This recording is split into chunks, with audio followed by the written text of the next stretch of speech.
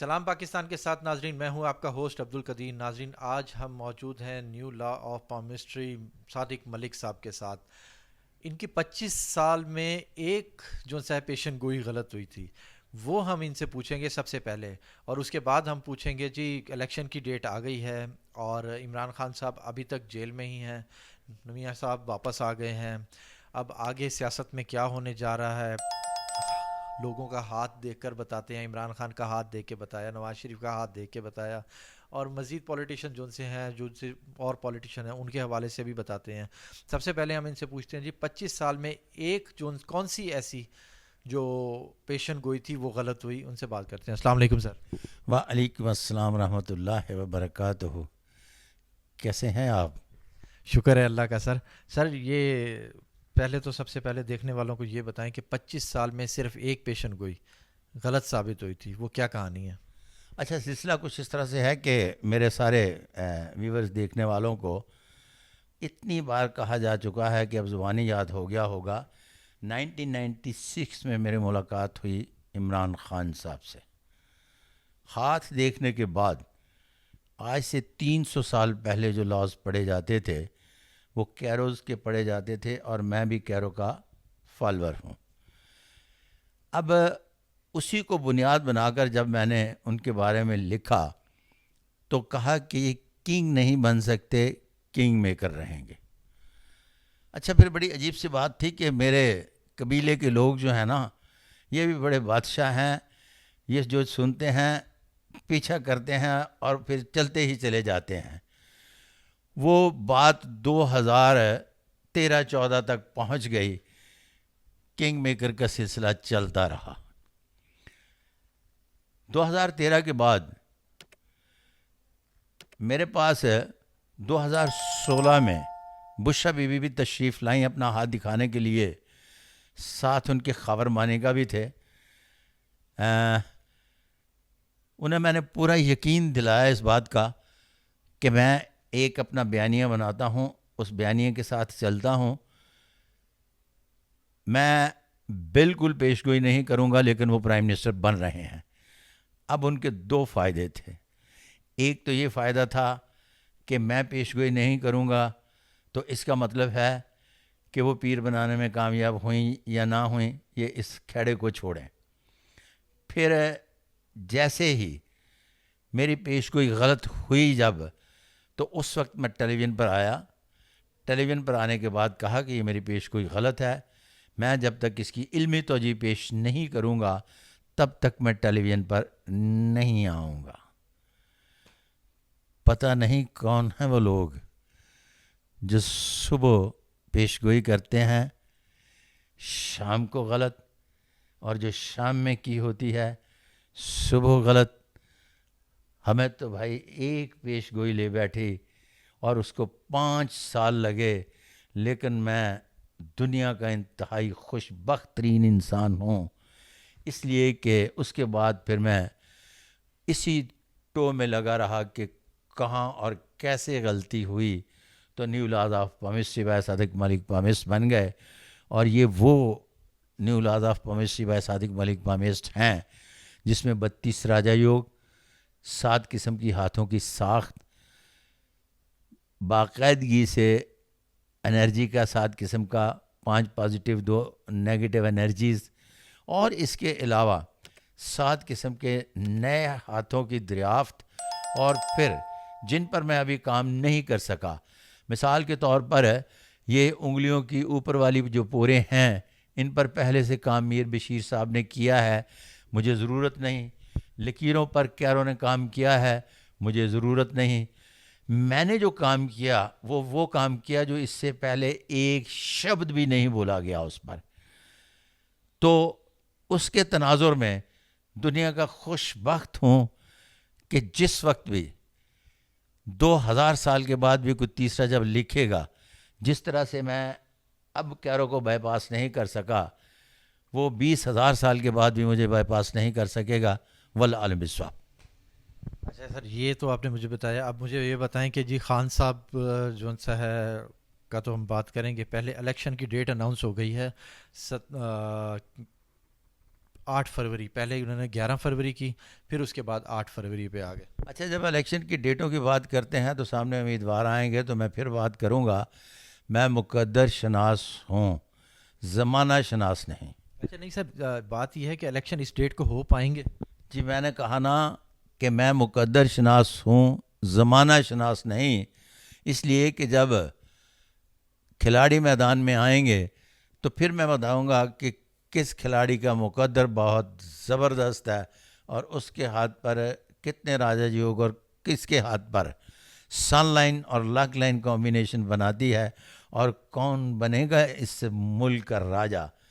اس سے پہلے ساری کی ساری ٹمک ٹوئیاں ہیں، اس لیے کہ وہ کہتا ہے کہ جناب میاں نواز شریف صاحب الیکشن لڑیں گے، ٹمک ٹوئی اگر وہ نہ لڑے تو پھر بات یہ ہے کہ صرف اور صرف اس وقت بتایا جائے گا جب کھلاڑی میدان میں آ جائیں گے. واللہ علم بالصواب. اچھا سر، کھلاڑیوں کی بات ہو رہی ہے تو سب سے پہلے کھلاڑی کی بات کر لیں. خان صاحب جیل سے باہر لاتے نظر اب بات کرتے ہیں عمران خان صاحب کی.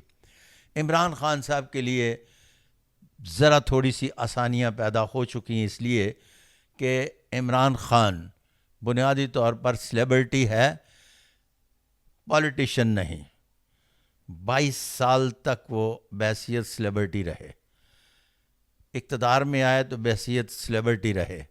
چونکہ انہیں سیاست کرنا نہیں آتی تھی اور نہ ہی وہ سیاست دان تھے، جس کی بنیاد پر مقدر نے ان کا ساتھ نہیں دیا.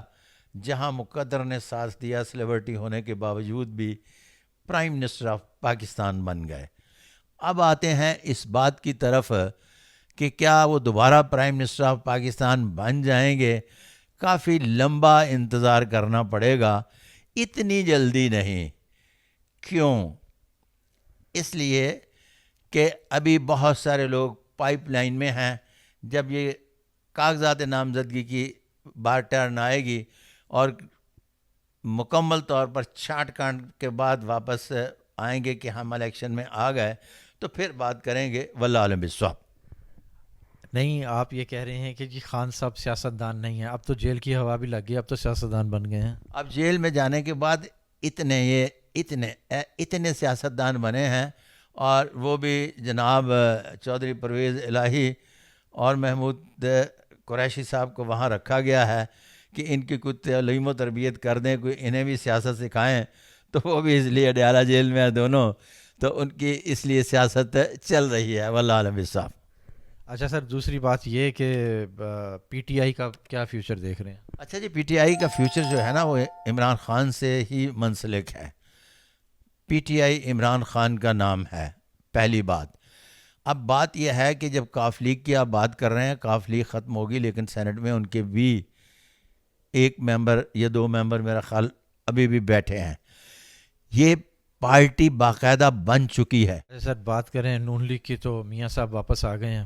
میاں صاحب نے 21 تاریخ کو پاکستان واپس پہنچ چکے ہیں، اب ایکٹیو بھی ہو گئے ہیں، ٹکٹیں بھی بانٹی جا رہی ہیں، الیکشن کی ڈیٹ بھی اناؤنس ہو رہی ہے. تو میاں صاحب کا کیا دیکھ رہے ہیں؟ اچھا، میاں صاحب کے ہاتھ پر ڈبل راجا یوگ کی علامت پائی جاتی ہے. اب آ گئے نا اس طرف ہم. ڈبل راجا یوگ کی علامت پائی جاتی ہے میاں صاحب کے ہاتھ پر. میں دیکھوں گا سن لائن کا کمبینیشن بنتا ہے یا نہیں، اس لیے کہ میاں صاحب کے ہاتھ پر ڈبل سن لائن لاک لائن کے ساتھ یہ ذرا کاٹ لیجیے گا، میں دوبارہ بول رہا ہوں. اوکے، اور سوال بھی دوبارہ کر لیں. میاں صاحب آ گئے. میاں صاحب آ گئے. میاں صاحب کے بارے میں جب آپ بات کرتے ہیں تو ان کے ہاتھ پر پایا جاتا ہے ڈبل راجا یوگ. جہاں مقدر اور شمسی لکیر کمبینیشن بنائے گی اقتدار میں آ جائیں گے، نہیں بنائے گی تو دلی دور است. کیوں؟ اس کے علاوہ عمران خان کے ہاتھ پر بھی ڈبل راجا یوگ پایا جاتا ہے. اگر عمر کے جس حصے میں الیکشن ہو رہے ہیں ان کی اگر مقدر کی لکیر اور سن لائن کمبینیشن بناتی ہے تو جیت ان کی ہوئی. ایک اس کے علاوہ آپ کو بڑی مزیدار سی ٹپ دے رہا ہوں، اور خاص طور پر نجومیوں پامسٹوں کو، کہ ان کے 4 دن نکل جائیں گے اچھے.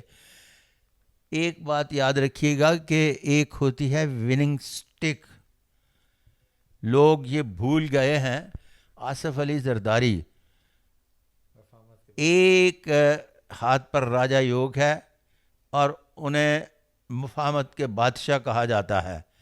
وہ مفاہمت کا بادشاہ جس دن سندھ سے چلا تھا نا اپنا ایک قافلہ لے کے اور اسلام آباد تک آیا تھا تو وہ اتنا بھلکڑ نہیں ہے. اس لیے اتنا بھلکڑ نہیں ہے کہ وہ سیاست کرنی جانتا ہے.